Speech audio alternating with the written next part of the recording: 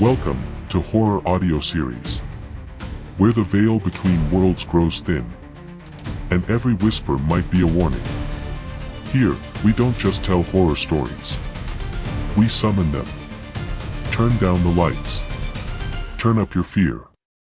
The nightmare begins now. Some deaths refuse to rest. Some spirits refuse to leave. When the veil thins between the worlds, the soul possessor awakens. Welcome to Soul Possessor. Chapter 1. The Mystery of Death and the Empty Grave. In a secluded fog-drenched village nestled within the folds of Guangzhou's eastern highlands, hidden beneath a canopy of ancient trees, whose names had been forgotten even by the oldest tongues, something stirred. The village, little more than a cluster of wooden homes clinging to the edge of a vast and shadowy forest, seemed lost in time, untouched by modernity, protected perhaps, or imprisoned by the trees that surrounded it like silent sentinels. At night, when the fog thickened and the moon glowed faintly behind a curtain of clouds, the world grew still, unnaturally still. No wind, no birds. Only the low, distant howls of wolves cutting through the silence like rusted knives. And beneath that chilling chorus, the frogs croaked in unnatural rhythms, as though echoing a forgotten warning, one passed down from some ancient restless force just beyond human understanding.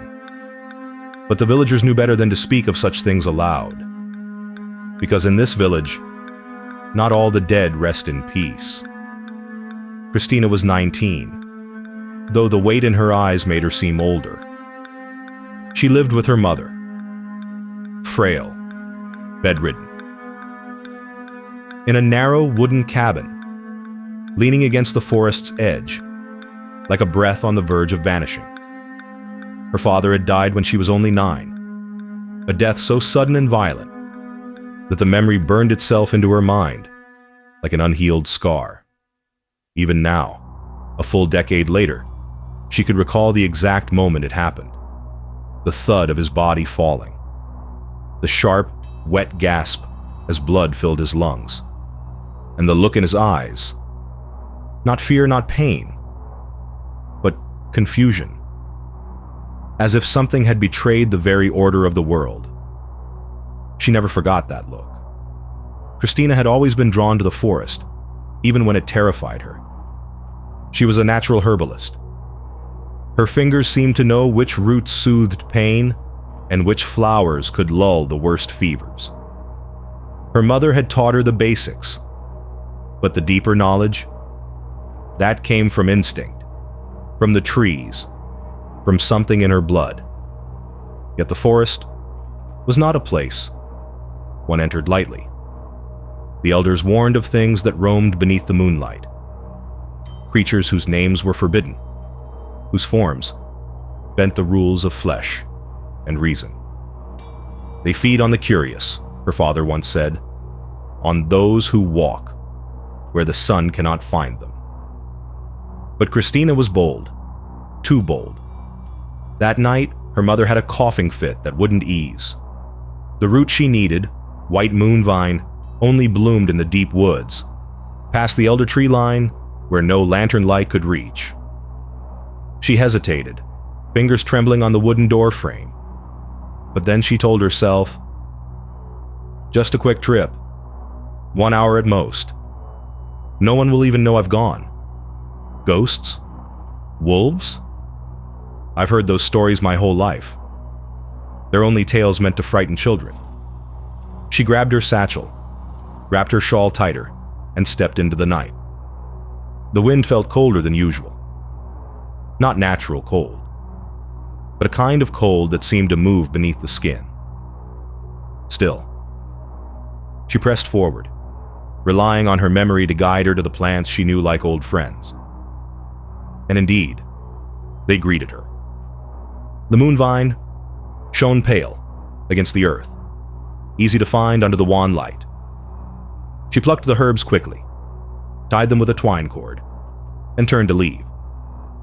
But something was wrong. The path behind her was gone. Trees that had once stood straight were now bent, twisted. The underbrush unfamiliar. No familiar lantern markers, no scent of home on the wind, only thick mist, curling low and heavy around her feet like fingers rising from a grave. She spun in a circle. Nothing looked familiar. The forest, once a quiet companion, now seemed alive, watching, waiting. Panic surged like bile in her throat. She began to run, clutching the herbs tightly as if they could protect her. Her steps echoed strangely, like she was running in a dream, where the ground itself was unreliable. Minutes passed, then an hour, then more. She stopped to catch her breath, heart hammering in her chest. And then she saw them. Not creatures, not people, but eyes. 3 pairs of them, glowing red, not reflecting light, but emitting it. They watched. They waited. They moved. From the shadows emerged figures, wrong, twisted, as though once human, but then bent by hatred, hunger, and something far worse. Their skin was cracked, their faces misshapen, their mouths too wide, and they smiled. Christina opened her mouth to scream, but before her breath could carry sound, they lunged. That would have been the end. But a shadow moved between them, tall, cloaked in black, silent. The creatures froze. The figure raised a hand and began to chant, low, raspy. The words weren't Chinese or any language she recognized. They vibrated in the air, like insects crawling across her spine. The very trees seemed to recoil. The ground pulsed. Something ancient stirred, and then everything went dark. She collapsed, as if the forest had breathed her in and decided, just for now, to spare her. Christina awoke not to birdsong or morning sun, but to the suffocating stillness of her own bedroom. The wooden beams of the ceiling above her were familiar, but something in the light that filtered through the shutters felt wrong. It wasn't warm. It was gray, strained, like daylight viewed through murky water. Her limbs ached. Her skin burned with the cold of a long night, spent lying on forest soil. But her clothes were clean. Her hair was combed, and a fresh blanket covered her up to the chest. She didn't remember walking home. She didn't remember being found. Only darkness. Only that chant. She sat up slowly, heart racing in her chest. The creaking floor outside told her she wasn't alone. Then, her mother's voice, shattered and hoarse, sobbing like something inside her had broken beyond repair. Christina rushed out of the room, still dizzy, still unsure what was real. What she saw stopped her cold. A crowd had gathered outside their home. Neighbors, elders, children clutching the hems of their parents' robes. They were whispering prayers, heads bowed low, as if afraid of calling down something watching from above. Her mother knelt beside a shrouded shape on the ground, her body racked with tremors. Christina stepped forward, and the crowd parted for her like ghosts making way for one of their own. The cloth was pulled back, and the world stopped moving. The body was mutilated beyond recognition, yet there was no mistake. Beneath the horror, she knew that frame. She knew those calloused hands. That scar just above the collarbone. It was her father. The same back that had once carried her through floodwaters. The same arms that had cradled her to sleep.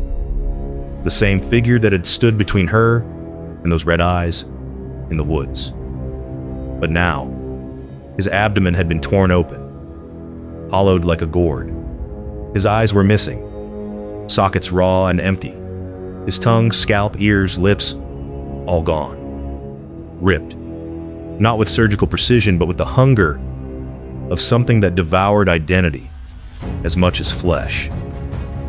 He had been returned to her not as a man, but as a warning. She screamed, a cry so primal and sharp it felt like it didn't belong to her voice at all. And just like that, darkness took her again. When Christina next opened her eyes, 3 days had passed. She lay in her bed, weak, her breath shallow and thin. Her mother sat silently by her side, spooning bitter broth into her mouth without a word. The taste was familiar, one of her own recipes for healing shock, but this time it offered no comfort. She asked questions. So many questions. What happened?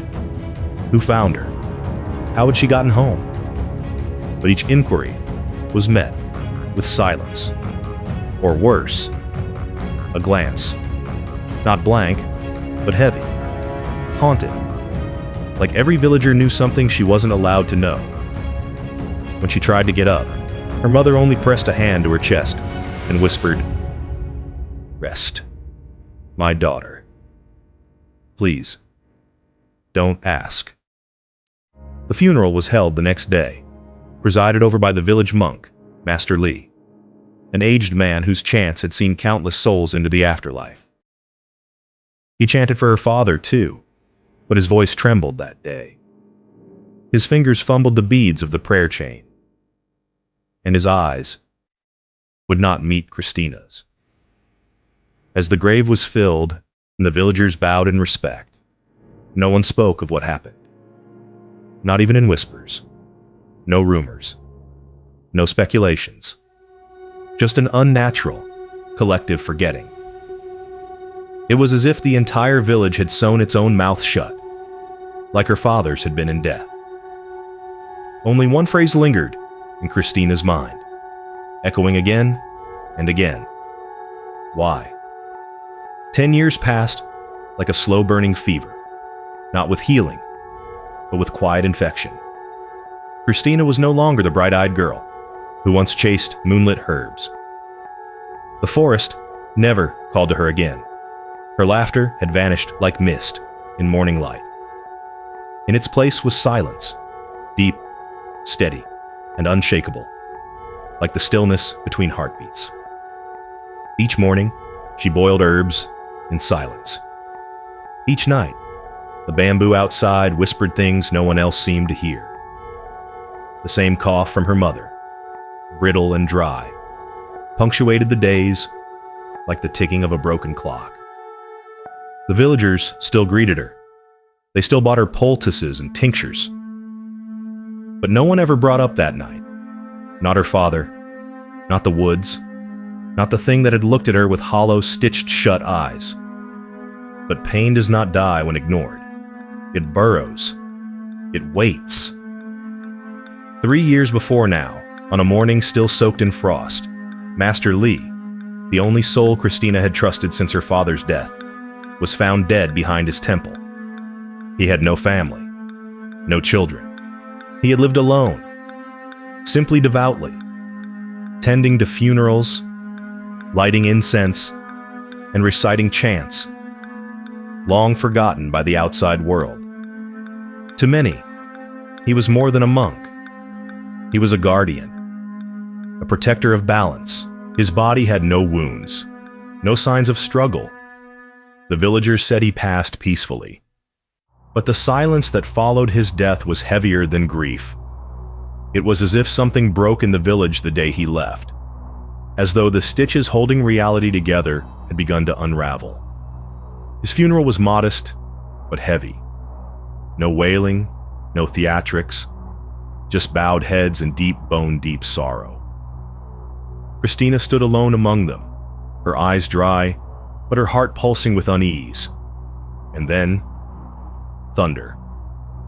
A storm broke without warning, crashing down like an ancient drumbeat. Rain lashed against the earth as if the heavens themselves recoiled from what was being buried. It soaked Master Lee's coffin. It turned the dirt to mud. But it was no ordinary storm. Christina remembered that sound, the same sound that followed her father's death. A storm of omen, not mourning, a warning. The years passed. The village moved on, or tried to. And then came the 3rd anniversary of Master Lee's death, the final year of the traditional mourning period. That morning, a humble farmer, old and near blind, shuffled up the hill with sticks of incense in one hand and a bundle of chrysanthemums in the other. He never made it past the grave. Because there, at the top of the slope, the tomb had been opened. No tools, no footprints, just the coffin, its lid cast aside, not pried, not broken. And inside, nothing. No bones, no cloth, not a single trace of flesh or rot. The body of Master Lee was simply gone. The grave was dry, the earth undisturbed. No animal could have done it. No man would have dared. And so the whispers returned, as they always do. Christina arrived at the village market that same afternoon, unaware. The market was little more than 2 rickety tables, a bamboo stall, and a single shop that smelled of vinegar and mildew. But it was where life gathered, if only to pretend it still existed. As she approached, voices fell, backs turned, eyes glanced, then dropped. She bought bitter gourd, mountain bark, and rice powder, but the silence wrapped around her like a noose. Then came the voices. Software. Too soft. But she heard them anyway. The monk's grave. It's empty. I told you. It's happening again. Do you remember her father? Do you remember how he died? Shh, she's right there. She froze. The chill from that night long ago, it crawled up her spine again, slow and deliberate. She tried to walk away, but a voice stopped her. Maybe he's not really dead. She turned.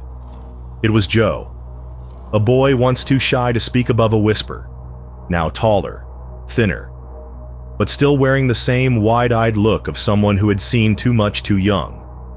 Joe's parents had vanished years ago. Master Lee had taken him in, raised him like a son, taught him the chants, the rituals. Christina gave a faint smile. He returned it. They exchanged small talk, the kind that masks fear with familiarity. But behind Joe's words, something lurked. A truth he didn't say aloud. A secret he wore in the tightness of his jaw. In the way his fingers twitched as he spoke. In the way his eyes flicked, just once, toward the mountain temple above. She walked away with her herbs, but the words followed her, like footsteps in fog.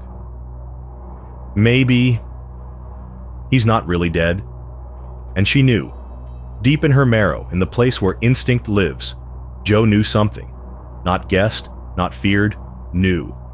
The grave was only the beginning. Something had returned, and it wasn't done with her yet. It wasn't done with... That was chapter 1 of Soul Possessor. But the nightmare has just begun. Secrets still hide in shadows. Spirits still hunger. And the demon is not done yet.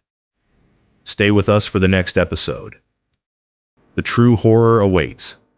Possessor, but the nightmare has just begun. Secrets still hide in shadows. Spirits still hunger. And the demon is not done yet. Stay with us for the next episode. The true horror awaits. Thank you for listening to Horror Audio Series. If the silence feels heavier tonight, if the darkness lingers longer than usual, you've already opened the door, and something may have followed you through. Don't forget to subscribe, because next time, it might be your story we tell. Sleep, if you can.